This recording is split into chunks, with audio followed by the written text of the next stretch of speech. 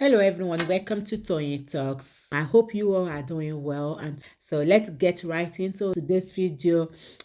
And thank you for all my subscribers, and if you are new here, thank you, and don't forget to hit on that subscribe button so that you will not miss out on our future videos. Thank you, and please there no derogatory comments. Thank you. Till I'll see you in my next video. Stay safe, stay blessed. I love you. Bye. That there was blood inside that casket, and you said there was no Thank blood. you for showing me love. We can see sawdust in the casket. You told us that the casket is fake. Then the person that bought the casket should be questioned. The person that bought the casket should be questioned if the casket is fake. Now that guy had to go and put Baba inside car. Baba was crying. But we are going to implore Baba effort combale. Oba ni kò tí bàjẹ́ àṣẹ̀ṣẹ̀ bẹ̀rẹ̀ ní àti lọ sí criminal case, criminal court. Effort combale Baba. All right. Thank you very much. Thank you. Thank you. Thank you, everyone. And Arike Ade. Arike Ade. Arike Ade o. Arike mi wá sọ̀rọ̀. Arike Ade o. Samson. Arike ò sí bẹ́ẹ̀ jà. Samson. Hello, Cherry. Okay, hold on. Hold on, mo ti gbọ́. Ma. Ẹ kúrò lẹ́sà àpò ètò. Àwa ni à. Àpò ọjọ́ mẹ́ta. Ṣé mo pé ẹ máa ń sọ pé ẹ̀yin ò dúró de toxicology àti autopsy, ó dẹ̀ jẹ́ bẹ́ẹ̀ lóòótọ́. Àwa ti jà rí. Nàìjíríà, aṣẹ́ tí rí ara nǹkan tá à ń sọ pé Nàìjíríà kò lè sún kúrò níbi tó wà yẹn mú. Kódà kí wọ́n máa pín oore lọ́fẹ̀ẹ́, kò lè kàn wọ́n mú. Kí wọ́n máa pín lọ́fẹ̀ẹ́, wàláì kò lè kan Nàìjíríà mọ́ tí wọ́n bá wá justice fún Muhbad. Ebi ní pamọ́nàmọ́ná kú, ebi máa pa wọ́n kú Nàìjíríà yẹn ni, ebi. Kí ló dé? Wọ́n wá ń sọ pé wípé àwọn ọlọ́pàá wọn ń ṣe dáadáa bí ọbẹ̀ ọlọ́kà báyìí. Ṣé rí ọlọ́pàá tó ka kinní yẹn kò ní dáa fún gbogbo àwọn ọmọ rẹ̀. Ọmọ rẹ̀ máa kú kò jìjì, wọ́n máa wájọ́ títì fún ọmọ rẹ̀ tiẹ̀ náà ni. Àwọn olórí burúkú kẹ́yìn máa ní ojútì kankan báyìí. Nàìjíríà ò ní ojútì kankan. Ṣé nǹkan mi ń bẹ́ẹ̀ ni? Àmọ́. Ẹ ṣe wá fẹ́ẹ̀kì tó yìí. Ẹ̀dẹ̀ wọn máa pariwo pé ìlú yín pọ̀ wípé ẹ̀yin lọ̀gá níbo a máa padà lé yín lọ lẹ́sẹ̀. Ọlọ́run ọba ń gbọ́ kò síbi tí Nàìjíríà dé. Ojú máa máa tì yín ni, ojú máa máa tì wọ́n. Àwọn tí ó wà bí gan tó bá sì wọn lára Nàìjíríà wọ́n á yẹ ní ìjọba. Ṣé má bùlù wà? Kí ló dé? Wọ́n jẹ́wọ́ ni o. No. No. But sorry, I just want to chip it, brother. The situation that we are in currently calls for us to see the light ìyàwó ẹ ni. At the end of the tunnel. A lot of us, most Nigerians do not know what the process is. This is a coroner inquest. Coroner inquest is not full investigation. You can see that different eyewitnesses and witnesses has been called to give their accounts. Some of them have lied. Some have said the truth. So there has not been any conscious or intense effort to investigate the accounts of each eyewitnesses. So anybody can go on the coroner inquest and say whatever they feel they want to say to exonerate themselves or to exonerate any collaborator in this case. So after coroner inquest, then you have the court where we all go to argue and present evidence and do intense investigation to unravel the case as it is. Now,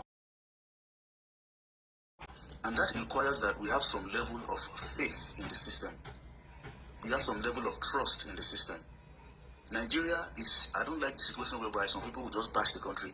When you make statements like that, you already, send a subliminal message that the system cannot be trusted, and no matter how we fight for this, no matter how we make little gains, we will always be disappointed at the end of the day. That is not how it's supposed to be. We're supposed to make certain statements that show that maybe we are kind of disappointed at the way this case is being dragged by the authorities who are concerned. But we should also give ourselves some hope that we are in this system, and this system will work for us as long as we can show some level of resilience, determination, unity, and focus. And it will work for us. And it has worked for us to some extent. It's just that we don't want to admit some of it. Because in this case now, AR and Veron was released because we trust that they're going to be released. Okay, so let's not allow people to come and start saying, some damage statement about the country, because when you do that, you kind of, douse the mental strength of most people on this platform who are not really mentally strong enough to, bear what is actually going on. So we need to show some faith in the system. We need to give ourselves that, okay, we can pursue it, we can get it. Let's not talk about because Nigeria is not like the United States, or it's not like Germany or UK, and begin to feel that we are already a failure from the outstart. I don't think that is a very good thing, especially on the mental health of most of us who are actually in this for justice for Muhbad. Yeah, please. You can show some level of you can criticize the lackadaisical manner in which this case has been handled by the concerned authorities in this case. But you should not make a sweeping indictment on the entire country and make it look as though the system is a failure and it can't work for us. It's just like you are defeating, you are telling us that the battle has been lost from the beginning. That's not fair. The system will work for us if you can be determined. That's why you have the Constitution. And the Constitution guarantees your rights. It does not give you the right. It guarantees that as long as you show patriotism to this country, and as long as you're a citizen of this country, we guarantee that your universal rights will be protected. Okay, so when we stand on that, then we will win this case. Just like we are trying to do in this case. We have been winning. So we will win. And we're making gains already. So let's not make anybody come and start making that certain negative statement that endows the mental strength and the momentum of the moment. Thank you. Thank you very much, Crocodile. Let me add. Sorry. Let me quickly, but I want to go, please. Sorry. Yes, I want to direct my question to you, please. When they said they did toxicology and autopsy, should be both Lolo from me out. Should be anything, should be on my take picture and continue Lolo, no one thing one. The previous pictures and the one they did. Did they show us the previous picture? Sorry, did they show them the previous pictures at the Coroner Inquest? I think it also actually láti fi mọ bí body condition body yẹn ṣe wà nígbà tí wọ́n lọ ṣe toxicology wọn àti autopsy wọn àbí kí ni wọ́n lọ ṣe. So ṣé wọn kì í ṣe bẹ́ẹ̀ ni. Very, there will be live video tó bá ń ṣe tí pathologist bá ń ṣiṣẹ́ wọ́n gbọ́dọ̀ máa ṣe fídíò lọ so wọ́n gbọ́dọ̀ ṣe fídíò yẹn ṣé bọ́ọ̀lù bá ti send fídíò máa wà tó bá ń ṣiṣẹ́. So wọ́n máa ní pictures tí wọ́n yà sorry ó tẹ̀ jẹ́ ó tẹ̀ bá jẹ́ fídíò like pictures nǹkan tí mo fẹ́ lọ ṣe example nǹkan tí màá ṣáà ya pictures sí phone as a doctor àti pathology àti kí ni wọ́n pè wọ́n ṣé nǹkan tí mo sọ ṣe yé yín so they should give us the pictures they took kó tó di pé wọ́n lọ ṣe nǹkan tí wọ́n lọ ṣe yẹn. Thank you, that's all I have to say. Maybe you can answer that question. I don't know whether okay, let me just say to the best of what I've heard so far on this platform. There was a point of time that they said that Baba Muhbad should be excused from the court because they wanted to display whatever picture or the whole thing they have with them on the screen. Now, what is playing out here, what Lagos State is trying to establish is simple. And for us that we know have an issue, I'm on beton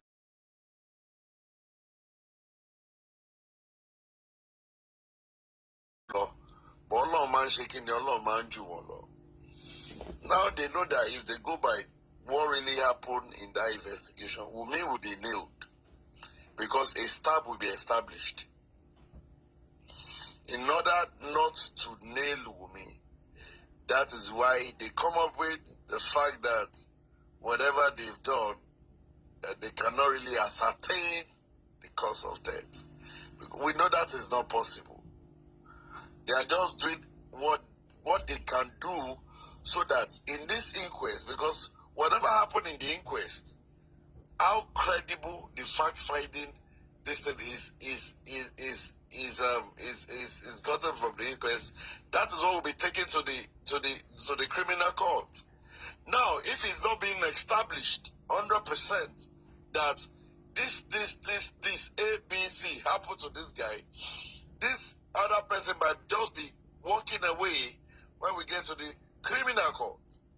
And that is what they are trying to do by telling us that this body, whatever they saw, they cannot ascertain. Because definitely, if the result ascertained that there was a stab, by now, Umi, Amatimazogbe, Atigbe, Mama, really, Atimama Silo, but what the government of Lagos is trying to do right now is to exonerate, for my own opinion, is to exonerate Umi. And this is why she said we should wait for autopsy. Now I ask myself a question. Who are the key people playing this dirty role against justice? You can see that technically the government is involved. Now, we need to do the needful. And the needful is simple. I know Wahab Shitu has a chamber, he's got his pathologies, he's got this thing. Berekete will do his own.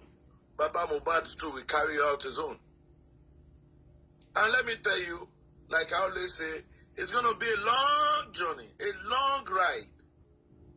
Don't let us be discouraged. We've waited for 8 months. Any other month they are using the later so that people minds will be off the case and they will, no, go possible. Possible. We're going to cross our hands and we're going to be watching them. We'll be doing the needful by calling out this authority to do the needful. How can you come out and tell us that there was no blood in the coffee?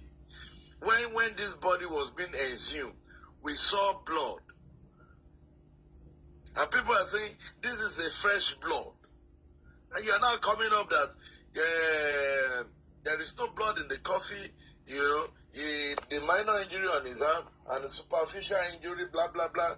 Whatever you say, I can assure the public that there was going to be PI will be involved, private investigator will be involved, private autopsy will be done, private toxicology will be done.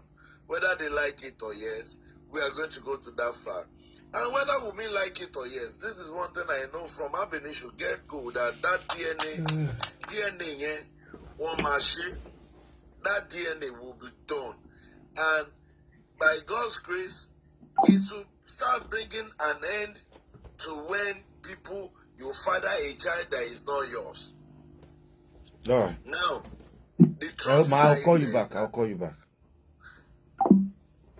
The truth there is that whether A goes to B, B goes to A, we will still get to C. For me right about now, I will want a situation that I will even make a suggestion, I will make an appeal that San Shitu should take over everything that is involved in this case. He should be the one to take the lead. Even the DNA, he should take charge. Because I think David Tojekbe, I think Rope, Ojolomo, Oto, DNA. Because the government is playing out the script they've written down. They know that they've listened to us and we've analyzed that you can't pin it on the nose. I want to tell more. But Nigerians will be script in nose, it don't play for ab initio. Tó bá jẹ́ ká ti lọ sùn lẹ́ni, nǹkan tó máa sọ fún wa lẹ́ni, òun ni pé the nurse injection gbòdì lára Muhbad no bá play fún wa lẹ́ni. But the fact that they know that àwọn eléyìí wọ́n ti gé wọn, àwọn ọ̀gbá làwọn eléyìí wọn ọ̀gbọ́n kankan mọ́ o, wọ́n lè go to an ending length o. That's why they are coming up telling us a fictitious thing that they can actually ascertain what. Ẹ wá jẹ́ kí ọmọ Kútọ́nù kan máa yọ ẹnu sọ sí wa. Iye fọ́ọ̀tì ọmọ Kútọ́nù náà tó bá yẹ pé gọ́ọ̀mẹ̀ntì wa do the needful ni Someone good on Mama Yon, so was so much or Shaka Shakani, Belo Kutonu, Table Kutonu to Canoni. Let another person speak. Oh, yeah. Hello, Mama. Hello, Mr. Latisne. Ẹ jọ̀ọ́ mo fẹ́ put a question kan sí Mr. York. Mr. York, ṣé lè jẹ́ ká wá rí sìn pé nígbà táwọn kan kígbe pé Mr. Muiwa ó slow. Kó jẹ́ ká ní private autopsy wa lọ́wọ́. Kó jẹ́ ká ṣe báyìí. Mr. Muiwa ń jà wá. We can't breathe more than the belief. And báwo ló ṣe sọ. We are working on it. Ṣé mo pé ká gbẹ́ngbà tí gbogbo ayé ń kígbe mo mọ̀ pé iná wà náà tó kígbe yẹn. Ṣé ẹ fi pé àti káńtà wọn sìn?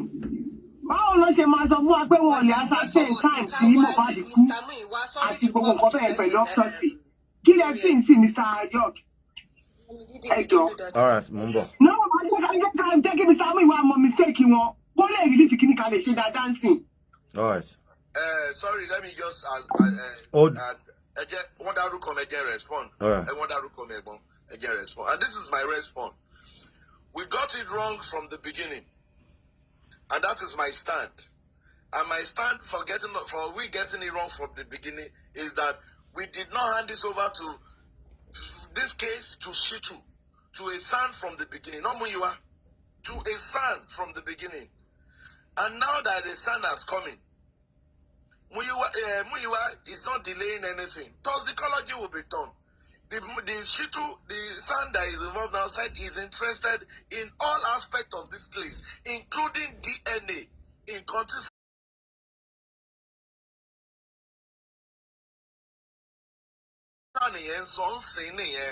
All right.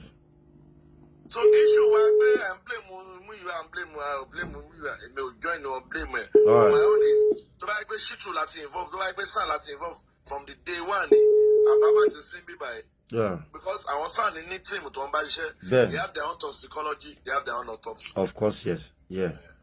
Hello. Hold on. Any suru. Ejo, ma mute you. Ejo, come ma mute for now. Any me, if anybody mute anybody. Ejo. Didi.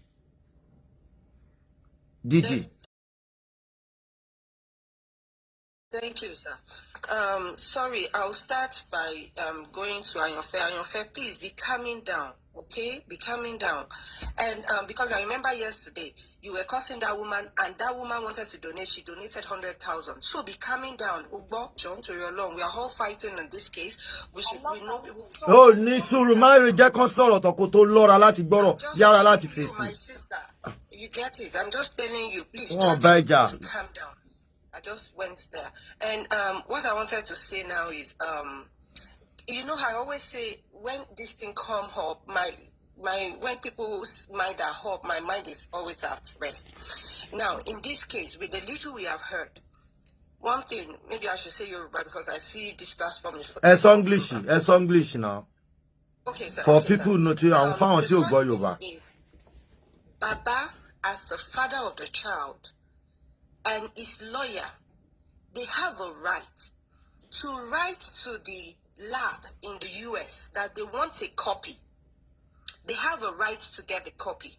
So, if they get a copy, then they will explain. There should be a conclusion on the report sent by the lab.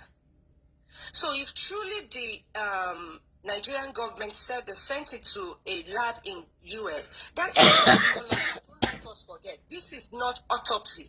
Autopsy is done physically by Nigerians. So they can manipulate that. They can say superstitious or superficial, whatever English they wanted to use, wound. That is for autopsy. But the toxicology, Baba can request for it, not from the Nigerian government, from that lab that they sent it to. So if the lab... Be at ṣe lọ gba result Baba Tinubu ní university. As the father of the child can also request for the result. All right. Even though it is sent by the Nigerian government, this is an open case and this is an international case. So if they sent it to that lab, they can request for it. That will show us if they are lying or not, which we all know they are lying. There was what is it called? Sample sent to anywhere in the US. So thank God they mentioned the name. Sorry, sir. Another one is our lawyer again. I think we if we want to do an autopsy, because toxicology. I'm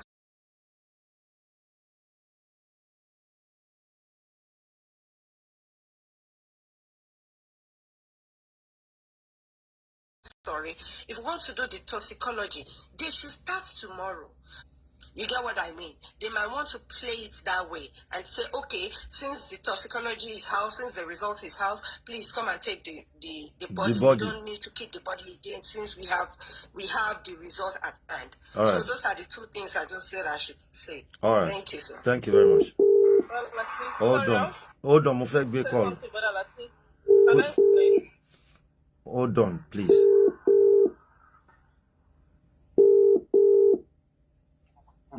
Hello. Yes, sir. Hello. Mo mo ní kẹ́ tó sí Aláròyé ó dà pé wọ́n ti ṣe tán is online on ní Korodu Court. Aláròyé. Mo fẹ́ travel Aláròyé TV. Ṣé lórí Facebook àbí YouTube? Facebook. Okay, ma. All right, sir. Perry. Okay, all right, thank you so much. Didi Haloba. The question we should ask ourselves is this. Ẹ jọ̀ọ́ já sáré gbọ́ update látọ̀dọ̀ Aláròyé, ẹ jọ̀ọ́. Ẹ má bínú.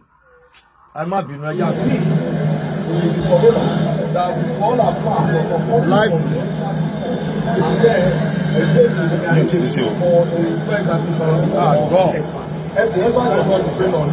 And when it returns, everybody will have digested the report so that they will be able to get exactly. Because I want to ask, was the application submitted late?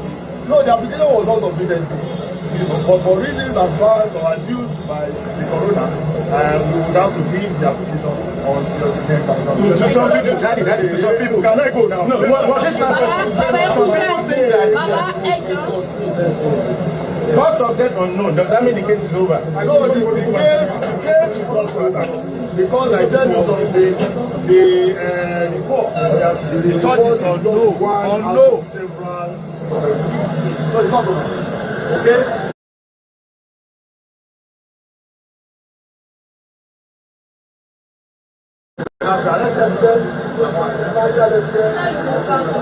So you need that. Sorry. Ẹjọ ní Yorùbá ẹjọ ẹsọ gbólóhùn ní Yorùbá ẹ má bìí sáré orúkọ yín ní Yorùbá. Orúkọ mi a máa jẹ́ Professor Imran Smith, amòfin àgbà. Ok, kí ló ṣẹlẹ̀ pẹ̀lú Imran Smith? Báwo lẹ ṣe rí bí ìgbẹ́jọ́ àti ìwádìí tí ó ń lọ yìí, báwo lẹ ṣe rí sí? Kí ló dẹ̀ ṣe ṣẹlẹ̀ pẹ̀lú ìbéèrè yín fún. Mo rí pé ó ń lọ dáadáa and àwọn tá a jẹ́ lawyers a tẹ̀gẹ̀ ní ọ̀kúnkúndùn amúlọ́kùnkúndùn because a máa ń ṣe iṣẹ́ wa ká tó wá sí court. Kò sí nǹkan kan tó ṣẹlẹ̀ tá a ní ìbéèrè fún and all that. So màá fẹ́ ká ní sùúrù káwọn èèyàn wa kàn ní sùúrù, gbogbo nǹkan tó pamọ́ gbogbo àjáde tí a bá fi máa ṣe gbogbo ẹ̀ ló parí. Ẹ ṣe òwe.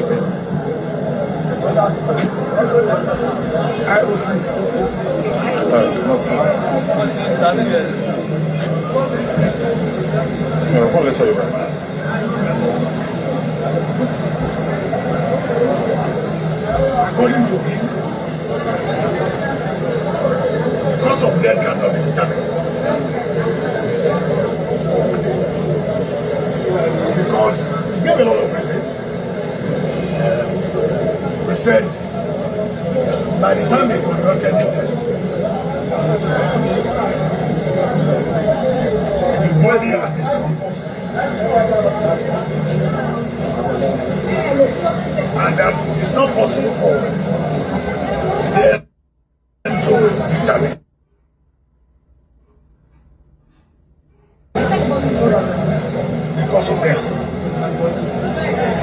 summary is saying the cause of death cannot be ascertained. And when you say the cause of death cannot be ascertained, it is suspicious. It is suspicious. It is not clear.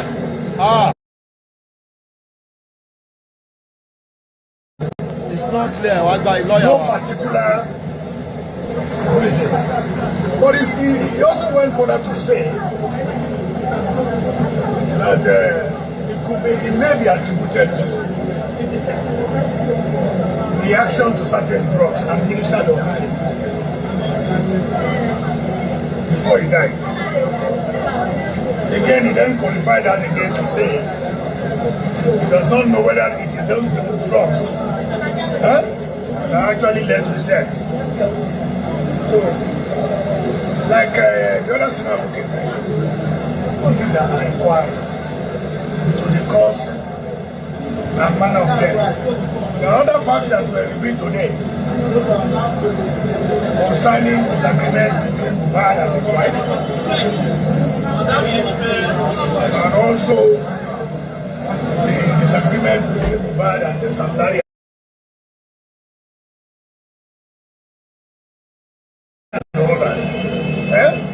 All of this came out to be important is that this pathologist has given his evidence today, and we have taken a day to examine him, to ask him questions on the report.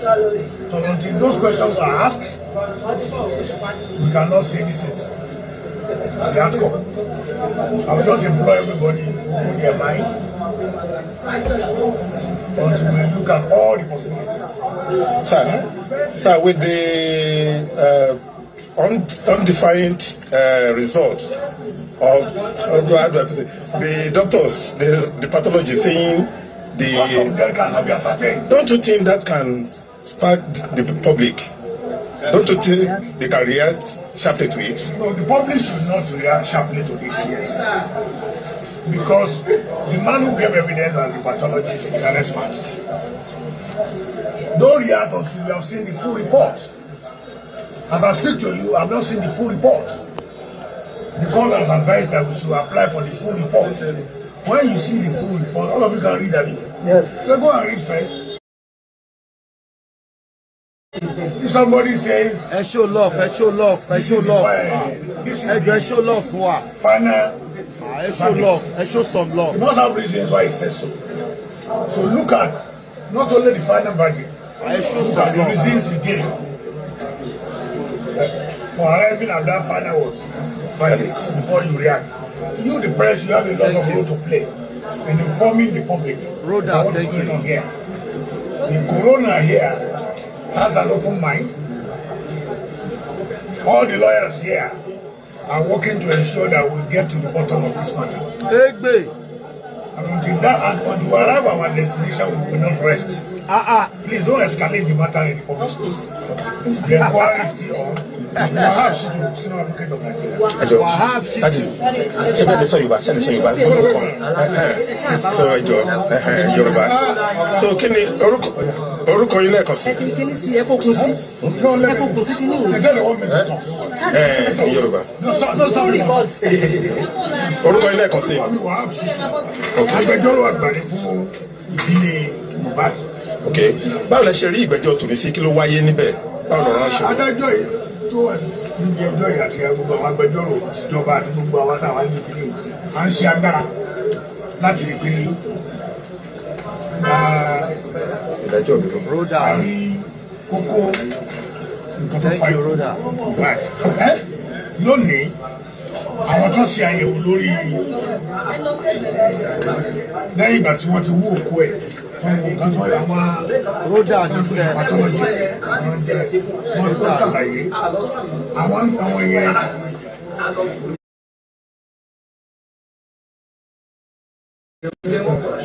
Ntí wọ́n yàn láàyò ni pé láti máa nǹkan tó fa ikú ẹ̀ẹ́dẹ́gbàgbọ́ síwájú wọn. wọ́n ti ṣe gbogbo àyẹ̀wò gẹ́gẹ́ bí nǹkan tí ẹni sọ wọ́n láwọn ò lè sọ pé dájú nǹkan báyìí ló fà á ikú Mohbad wọ́n ní kò sí àwọn ò lè sọ pé nǹkan báyìí bí ẹnìkan bí wọ́n pọ́ìsì ẹ̀ ní o bóyá wọ́n stáàbù ẹ̀ ní o bóyá ikú yẹn ikú ọlọ́run ní o àbí ikú tó wà natural àwọn ò lè sọ. kí ni ìdí tó ń sọ bẹ́ẹ̀ pa àwọn ò lè sọ. nítorí pé àkọ́kọ́ ni wípé wọ́n ní pé ó pẹ́ kó tó lọ wú òkú ẹ̀ fún àyẹ̀wò. wọ́n fẹ́ ṣe irú nǹkan táwọn ṣe yìí ọgbọ́n ojú 12 hours lọ ẹni yẹn kú. kó tó di pé wọ́n á ṣe àmọ́gbà tá a máa fi lọ ṣe àyẹ̀wò yìí náà fi wú òkú ẹ̀ wọ́n ti rí pé òkú ìtìbẹ̀ sí jẹrà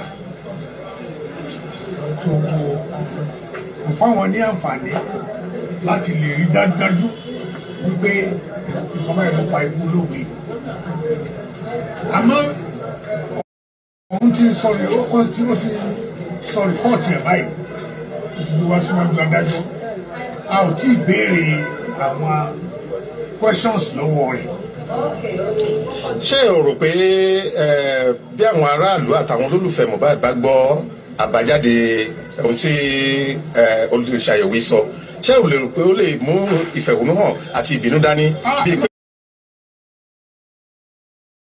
ọ̀rọ̀ yẹn fẹ́ mú awúrúju dání? no ẹ má jẹ́ kó mú awúrúju dání ẹ má jẹ́ kó sì fa wàhálà nítorí pé kì í ṣe iṣẹ́ kékeré ní ìjọba ń ṣe láti ṣe àyẹ̀wò tá à ń sọ ẹni pé ẹ rí rìpọ́ọ̀tù yẹn náà kẹ́yìn náà kà á gbogbo wa kà á àbí tó bá lè yàn ṣe ìdánwò rìsọ́ọ̀tì jẹ jáde tó bá ló fail àbọ̀ pass ẹ ṣàṣírí èsì yẹn náà kátó ní pẹ́ẹ́bẹ́ sí so káwọn èèyàn kan ní sùúrù wọ́n ní sùúrù káwọn àbájáde gbogbo àwọn èèyàn wọ́n bẹ̀ sí ọjà. ǹjẹ́ àwọn ọ̀nà míì tún wà àwọn apá ìbò míì tún wà tó tún fẹ́ tọ pinpin tàbí tẹ̀lé tọ́nà? ó wà tí a lè tọ́nà wò àmọ́ nǹkan tó ń ṣe ń bí.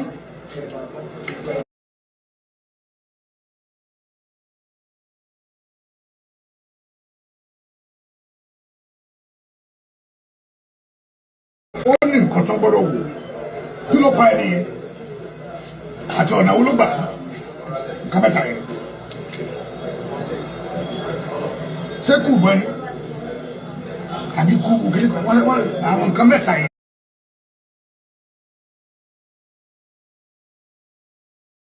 ṣé nǹkan míì lẹ́yìn àwọn eléyìí oríṣiríṣi ẹ̀ wọ́n ń sọ̀rọ̀ paternity DNA test wọ́n lè lọ sí ẹni kọ́ọ̀tù ní láti mọ ẹ̀tọ́ ní bàbá ọmọ bàbá bébì. mo rí pé ẹ fi ọ̀rọ̀ wá ọ̀rọ̀ wò lẹ́nu ọ̀kan náà àwọn ẹlẹ́rìí tí wọ́n ṣèwádìí lẹ́nu ẹ̀ yẹn prime boy lónìí àwọn ọ̀rọ̀ tó sọ àti ẹ̀rí tó jẹ́ ǹjẹ́ ó ṣe ìrànlọ́wọ́ lórí ọ̀rọ̀ ẹjọ́ ikú Mohbad yìí jáwọn kókó wà tẹ̀rí dìmú. ó sọ̀rọ̀ púpọ̀ àmọ́ kókó nǹkan tẹ́lẹ̀ ìrírí dìmú ń wà lọ́sọ̀rọ̀ wípé ìjà wà láàrin Mohbad àti ìyàwó ẹ̀ ní ọjọ́ yìí ó dẹ̀ tún ṣàlàyé wípé wọ́n tún ẹ̀ ń ta àwọn síra wọn pé ẹgbẹ́ ló ní mo bá ẹ lásìpọ̀ kó tó di pé wọ́n á sọ pé òun dé èmi ò lérò pé nìbò ni ọmọ yìí ó ló sọ bẹ́ẹ̀ àwọn nǹkan bẹ́ẹ̀ nígbà tí bàbá àwọn ẹ̀rọ amẹ́rùn bẹ́ẹ̀ adájọ́ ní ká má gbẹnu lọ síbẹ̀ lọ títí àmọ́ tá a fẹ́ mọ̀ ní wípé ṣé wọ́n ń jà láàrin wọn àbí wọn ò jà gbogbo ayé tí wọ́n sì pé ìjẹ́ wà láàrin wọn wọ́n sì ń bínú síra wọn kó ló di pé olóògbé kú.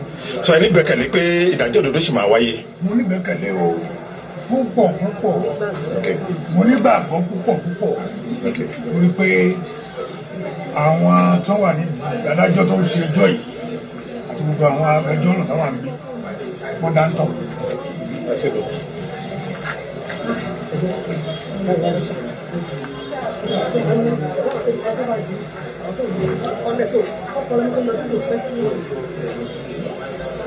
ó ga o.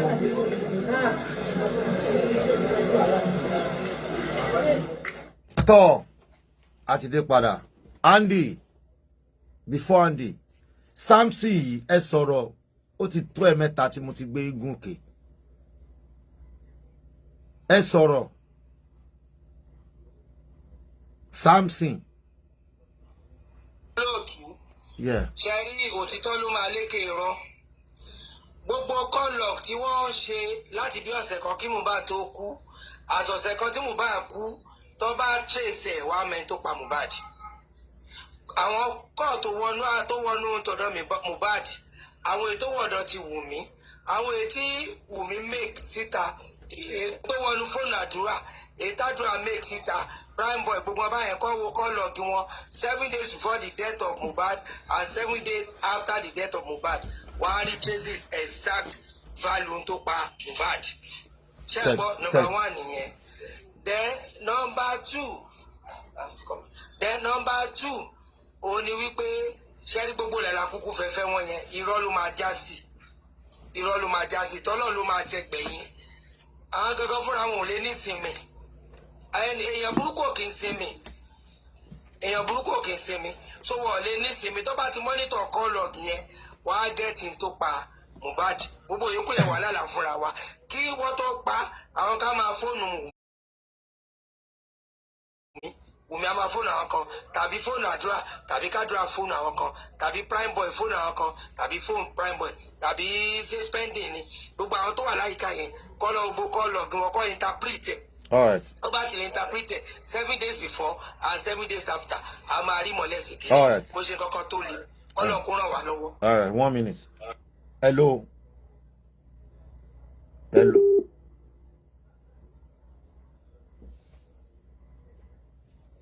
Mo ń bọ̀. Ẹ jẹ́ yanjú àwọn kọ́ọ̀lù iná kí n tó fèsì yín squarely.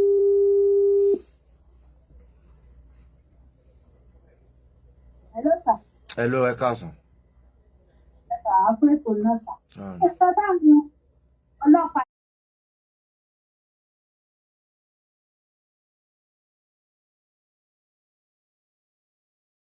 Àìsàn ń sọ nípa kí wọ́n fẹ́ dọ́gbọ́n yóò lẹ́rọ pé ẹ̀dẹ̀rọ̀ pa gbọ́ pé wọ́n ní pé Wùmí fún lọ́ọ̀sì abẹ́rẹ́. Wọ́n dẹ̀ bá àwọn ọlọ́pàá dẹ̀ kárí abẹ́rẹ́ tó bá sínú ilé.